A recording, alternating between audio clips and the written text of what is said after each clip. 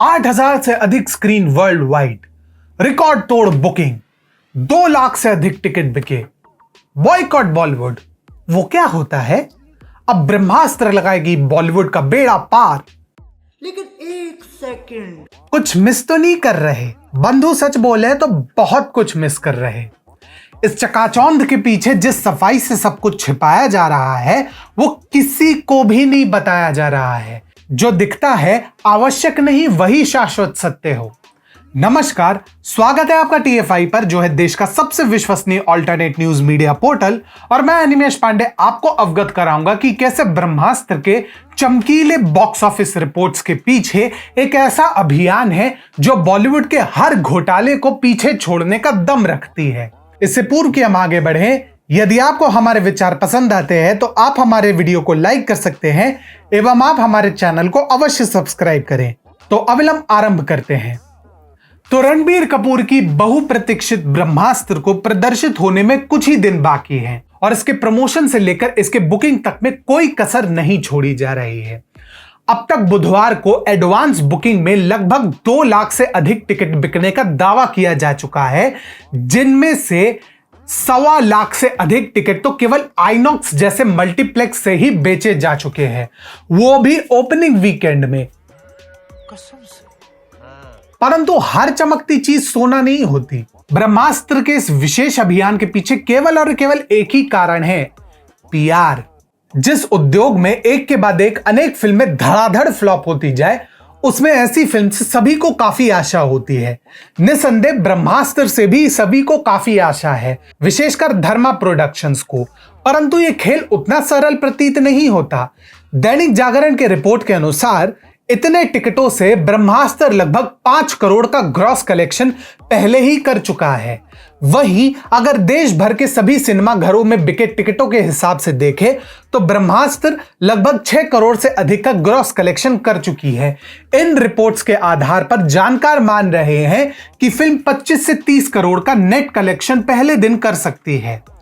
कुछ विश्लेषक तो यहां तक दावा ठोक रहे हैं कि यह फिल्म 35 से 40 करोड़ तक ओपनिंग डे पर कमा सकती है। और एक बार को चलिए मान लेते हैं कि यह कलेक्शन 100% सत्य है और ब्रह्मास्त्र का कोई बाल भी बाका नहीं कर सकता, परंतु इसकी क्या गारंटी है कि यह वास्तव में यही कलेक्शन होगा?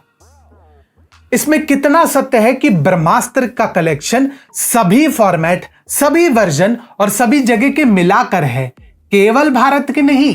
यदि ऐसा ही होता तो ब्रह्मास्त्र के मेकर्स सस्ते टिकट दर को अपने फिल्मों के साथ एसोसिएट भी नहीं करते और वास्तव में चुनिंदा शहरों के अतिरिक्त इनकी पहुंच कहीं भी नहीं होती। अरे देवा, ये गड़बड़ है बाबा। विश्वास नहीं होता तो आप किसी भी बुकिंग साइट पर चले जाइए।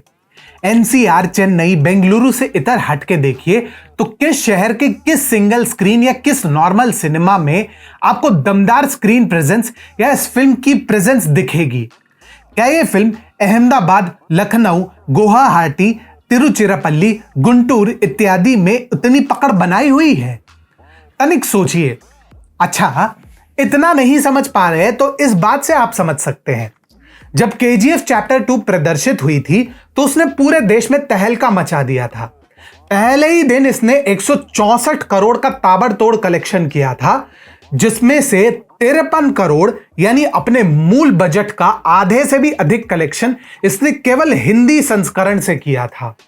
पता है एडवांस बुकिंग में इसके हिंदी का कितना कलेक्शन हुआ था?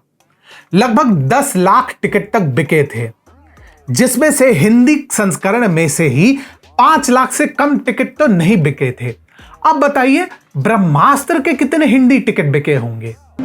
That is a scam.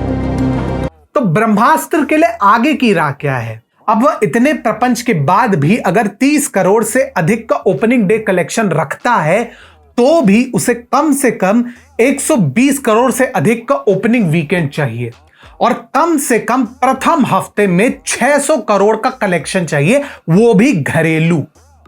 लेकिन जिस प्रकार से वह नौटंकी झाड़ रहे हैं उससे ब्रह्मास्त्र का ओपनिंग वीक का कलेक्शन क्या होगा भगवान ही जाने।